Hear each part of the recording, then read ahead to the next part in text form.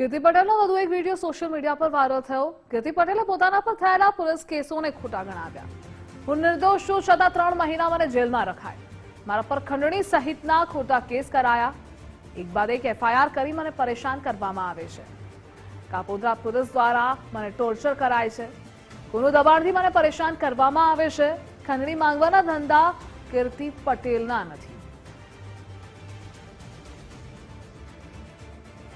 જે પણ છાતી ઠોકીને કહું છું કે હું જેલ કાપી નહીં 3 મહિના, ઈ પણ વગર કારણસર નિર્દોષ છું। એની અંદર પણ એ કેસ પણ મારા ઉપર ખોટો, હજુ છાતી ઠોકીને કહું છું, સાબિત હવે કોર્ટ કરશે, બરાબર। ત્યારબાદ વન બાય ખોટી એફઆઈઆર કરીને મારા ઉપર મને ખૂબ અત્યારે પરેશાન કરવામાં આવે છે। કાપોદ્રા પોલીસ સ્ટેશનની અંદર હું જ્યારે સાઈન કરવા જાઉં છું ને મહિને, ત્યારે મને ખૂબ ટોર્ચરિંગ કરવામાં આવે છે। સંવાદદાતા રાકેશ જોડાયેલા છે। રાકેશ, આ વિડીયોમાં ઉલ્લેખ શું છે?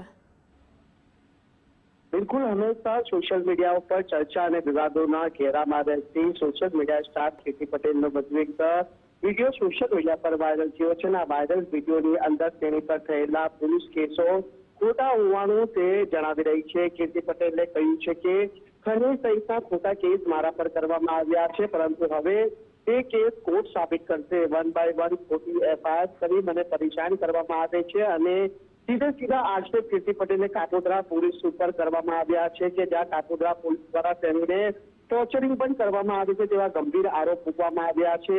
તેની સાથે આવતા તેના મિત્રનો મોબાઈલ લઈ ઉપર બેસાડી ધમકીઓ પણ આપવામાં આવે છે અને આ બધું સહન કર્યું, પરંતુ હવે સહન નહીં થાય તેવી વાત કીર્તિ પટેલે જણાવી છે। આ ઉપરાંત તેણીએ જણાવ્યું છે કે એવું તમારા પર કોનું દબાણ છે કે કીર્તિ પટેલને દબાવવામાં આવે છે। તમામ કેસ મારા પર ખોટી રીતે કરવામાં આવે છે। હું છાતી ઠોકીને કહું છું કે ખંડણી માંગવાના ધંધા કીર્તિ પટેલના નથી, પરંતુ મીડિયામાં મને ખોટી રીતે એક્સપ્લેન કરવામાં આવે છે।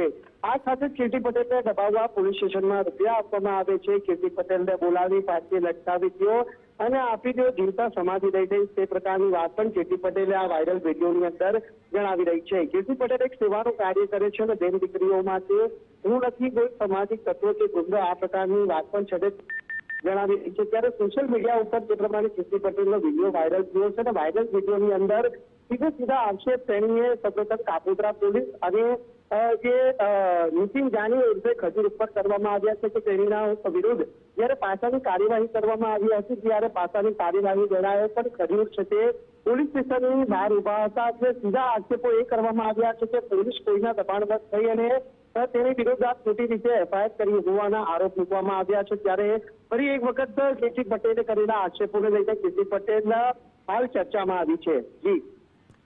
જી રાકેશ, જોડાવા બદલ આભાર આપનો।